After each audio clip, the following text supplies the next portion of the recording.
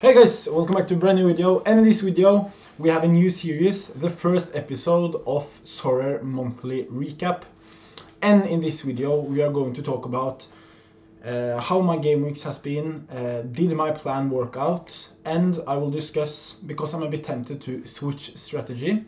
But without further ado, let's jump right into the video. I think we can first go quickly through my gallery and then go through my results and also talk briefly about the strategy I'm currently running. And yeah, these are 4 of the rewards I got this month that I haven't sold already. I have tried to sell some of these players, but they aren't worth too much. But we also got Goalkeeper, as I will show later on in the video, and we have sold him. But we can fast go through the gallery. We have Wout Faes, Jannik Vestergaard, the Leicester boys. Or do you know what? We can just go on the collections. I think it's much easier to show it here. We are only 30 points away from 4%. I think we need if we wait for like 19 days or something, we will get the 4%. Danny Ward, Daniel Iversen and Alex Smithis have gone very bad for me because none of them have moved clubs and they are unusable for to the January transfer window. But I hope these 3 can get a move, because I don't think they have a spot in Leicester anymore. None of them are even on the bench. Luke Thomas have recently moved to Sheffield, so I'm happy with that. He got subbed on, I think, yeah, and got some, 3 AA, decent. Victor Christiansen, very happy with him. First game at Bologna, hitting is 77. Good stuff. James Justin, he's a big talent, but he isn't so usable at the moment. Lost a bit on him.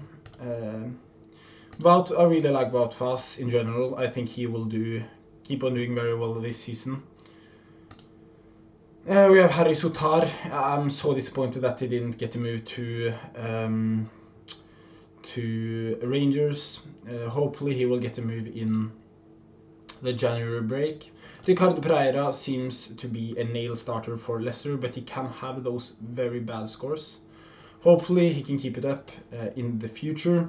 We have Jannik Vestergaard. He's just pretty consistent.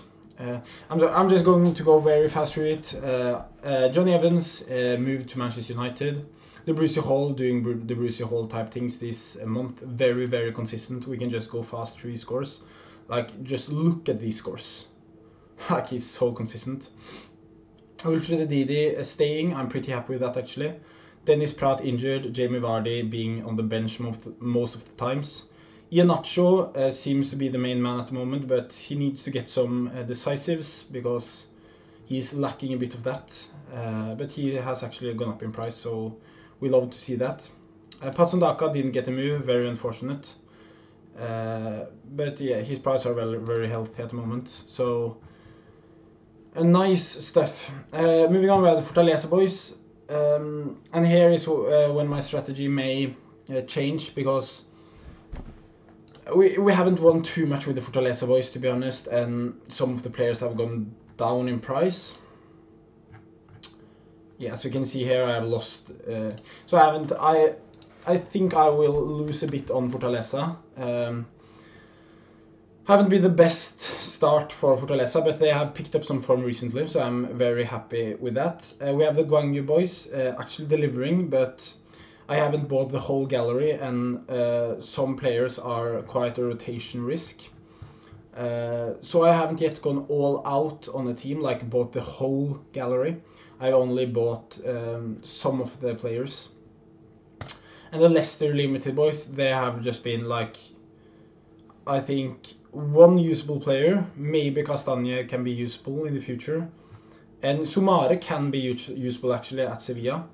And the Brucey Hall is very usable, and yeah, that's it. The Leicester strategy did work out to a degree in the rare, but I don't think it worked out too well in the limited. And that's probably on me, because I didn't predict Wout Faes and Vestergaard going to be playing so much minutes. Or I have predicted in limited actually. Never mind. Okay, moving on, we have the Mechelen, and they are the ones that have impressed me the most, and I'm just so happy that I picked up these guys, and like, yeah, I'm just in general so happy, and so I just love Mechelen, and especially Wandlerberge. This guy right here, like, he's the best SO5 scorer I think I've ever seen in my entire life. Just like, it's just, he's so good. Like, this, I think this was from the start. No, this was the start of the season. And just look at his scores. Like, he's just too good. And yeah, really, really good stuff from him. And also, I've earned a lot from the players. Like, not earned too much, but I've earned a bit in, like, because the players have gone up, especially Geat and Kuch. 16 going for 32 and now 25 at the moment. Very nice. So I'm just so happy in the Mechelen boys. Like, they have carried many weeks for me, and also this week you will see the rewards in the upcoming videos. But that's not in today's video. This is about August. Moving on, probably the team that have disappointed me the most is Sevilla. Bunu moving to the Saudi League, him being unusable. He's actually going for a bit, but I think his team has some fixtures in the future. Let me just check that, because that could be interesting. Like, he's still going for Bunu. There we go. Al Hilal is a pretty good team actually, and yeah, but his price has. Let's see. Yeah, they have a fixture in game week 407. So, like, they have some utility, but it's not too much. So I will happily use him when I get the chance. And Montiel has moved to Nottingham Forest, I think. And yeah, he got some game time off the bench. Dimitrovic doing very poorly, like, this just hurts to see, because I know he can be good. But he hasn't done well at all. Moving on, we have Goodali doing okay, but not too good. Enesiri being decent, like, he needs those decisives though. But, and also Idrissi being very poorly. But he's actually at a very fair price for him not playing at all. But the thing I was going to say was, when I scrolled through this list, we have some players leaving. Delaney leaving, and I really like that. He did come off the bench for Anderlecht and got 14.3 AA, which we love to see. And moving further up, we also have Augustinsson moving to Anderlecht as well. Hopefully he can pick up some form and also deliver here. So some of these players I've been pretty happy with. Also, Rekic has moved to the Saudi League, so he's unusable. But I only bought him for like €1, so not too shabby there. But like in SO5 scores, Sevilla is the team that has disappointed the most. But in the future they have midweek utility, so they can do good in the future. Moving on, we have Norwich. With Angus Gunn ruining one of my lineup that could have been extremely good this week. But I'm so happy that he didn't concede 3 goals. Josh Sargent being one of my best players, but he has unfortunately gotten an injury. So yeah, his price is still pretty healthy, I believe.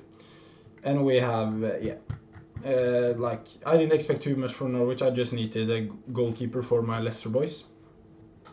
Because in the start of the season I was a bit tempted to play second division limited, but I think the price pools there are just too bad. And we have the Watford boys doing very bad at the start of the season, but not actually Daniel Bachmann. He has been pretty decent. Yeah, like, this was just very unlucky. He saved a penalty, played a very good match, but he conceded 3 goals and got a negative decisive. And I just think that's just so unfair, because that's just completely his defense fault. Oh my days. 400. Okay, he has gone down big in price. Okay, I don't like to see that at all. Daniel Bachmann has just... How has he gone down that much in price? Like, that's... Let's see. If we go to Bachmann... Okay, that's very disturbing, actually. How, like... Okay, for an 80, it's not too bad, but like he was at 650. Okay, so 480, it's not too bad, but like... I bought him for 528 and now he's... Okay, so I've lost a bit on him, but he has earned me those back in rewards, I guess. But like in general, I'm just very disappointed in Watford in general. Like, Daniel Bachmann haven't done too bad, and I believe he's pretty unlucky to only... Because the new players that are going to buy him will just look at these 3 last scores and think, yeah, he has done bad. But that isn't the case at all. So hopefully he will... hopefully Watford can... hopefully I can rely on Watford in the future, because I partner the Leicester boys up with Daniel Bachmann, and if Bachmann doesn't deliver, the Leicester boys doesn't deliver. Or the lineup I will put forward will not deliver. So I just hope Watford can do well. Like, they won 4-0 in their first game, and I had very high hopes for the future. So I just hope they can get back to that form. Ken Sema, it's just so sad to see that he has been moved to left back position. He's so much better playing on the right wing. Like, I just hope that... Okay, nice. I thought Percy did a bad deal. Okay, and we have Hamza Choudhury not getting too much game time at Leicester at the moment. So, like, in general, I've been very disappointed with Watford, but pretty happy with Daniel Bachmann actually saving a penalty and actually being one of the best players for Watford at the moment. And the Manchester United player is also has also disappointed me. Yeah, in general, Lisandro Martinez doing bad. I just go fast through these players. You know who they are. They have a game against Arsenal today. I don't expect too much from them in this game. And the FullTime players, you see we have Issa Diop, Daniel James. Daniel James is currently injured. Hopefully he will be back soon. And Issa Diop is just like, yeah, he's very inconsistent. But one positive thing is I sold João Palhinha when the rumors of him leaving to Bayern München came out. So I earned a bit on that. If we go to Sorare data and go on Palhinha. That was wrong. I can't spell Palhinha's name. There we go. Like, if we go here. Yeah, I bought him here for 85 and I sold him almost at the high here. I could have sold him for like this. This would have been perfect. But then the deal collapsed and I earned some money on that. So, like, in general, I was pretty happy with the deadline day, but I just feel like the rare gallery isn't strong enough. And that's a bit not disturbing, but like, I don't feel confident lining up, for example, my Leicester players and in All-Star Rare, because I don't feel like I will get a reward there. And like, I end up by, in the future, maybe focusing on cap to 40 rare. And that was actually originally my plan. But I thought, like, when this, like, the first 3 to 4 weeks, I would have focused on cap to 40 and then move to All-Star. I've tried that now, but like, it doesn't seem to work out quite so well. And like this week, I may have not getting a cap to 40 threshold reward in rare because I focused on All-Star, and like that doesn't feel too good at all. But now we will soon go to my different rewards for this month, and we can see here the rest of these players are like just different type of, like, this is just random players. And like I need to give a shout out to my best player and my worst player. The first player will be the best player, and he has saved me so many times this season. He has made me the threshold like three times in rare, and that's Sokol Sekaleshi. Like I love him. He is my favorite player at the moment. Like in general, I just love him. Like his character and like how he is. He's just the perfect player to have, and I just love him.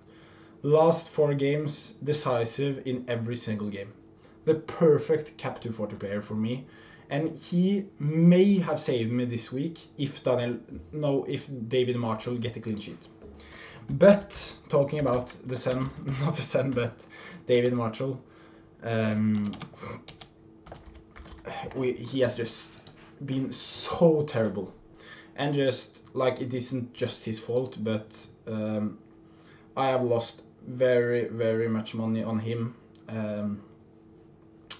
Very much is maybe I bought him here for 120, and to be fair I haven't lost too much on him, but he is actually probably going to start this game as well. Like he has been so bad, but that isn't just his fault. Like his defense are just terrible, and actually his auction is at 108. Okay, so that's fair enough.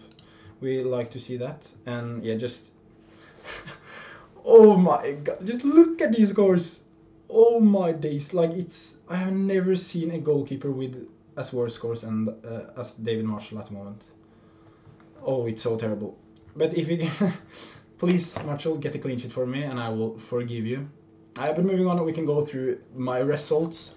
We started off in game week 249 with at the start of August with the Fortaleza boys, and we were 40 points away from a threshold, with David Marshall actually getting an injury in the warm-up. So this could have actually been a reward. Yeah, this would probably actually have been a reward for me if he would have played. Cap 240, 25 points away there, pretty unfortunate. Moving on, we had game week 295. There we go. My first reward of August actually came by the Fortaleza boys. Tier 5, not the best, but I think we actually gotten a pretty fair reward, with Jung Ho Yeon doing his just having a very good game in general.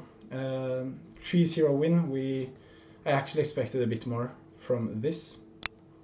Moving on, we have Cap 240 Rare, the first threshold. And I just feel it's like so underrated to just put your teams in Cap 240 if you haven't the biggest budget in Rare. And I think I will probably target Cap 240 more in the future, because like 40, I think it's 46 or 47 or 48 euros is just so good. And moving on, we have this was just throwaway, I believe. Yeah, throwaway. And yeah, we didn't get anything else. No, we didn't get anything else here. No, we didn't. Yeah, so that was a pretty decent week. Like it isn't the best, but I didn't have all of my players playing this week.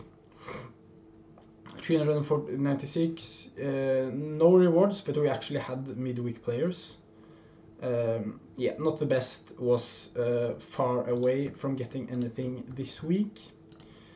397, I believe this was actually one of my best weeks, but it wasn't like, it was only tier 4s and tier 5s, with the Fortaleza boys winning 4-0. Very unlucky that Thiago Gallardo didn't get a goal. This could have been very good. And moving on, we have actually reward in 2nd Division Europe. Angus Gunn letting me down once again. But the rest of the boys did pretty well. In All-Star Rare, we got a reward, and this was just so disappointing. Daniel James just ruining this lineup completely by giving away a penalty. This was so pain. If we would have probably gotten like a tier 3 or a high tier 4 if it wasn't for Daniel James. So that was pretty tough actually. I can just remember it now. Oh my god. Okay, so this could have been my best rare reward if it was for Daniel James. And the thing that, like, I won a card worth like €5 or €10. So if I would have just put this team into cap to 40 rare or something, I would have gotten...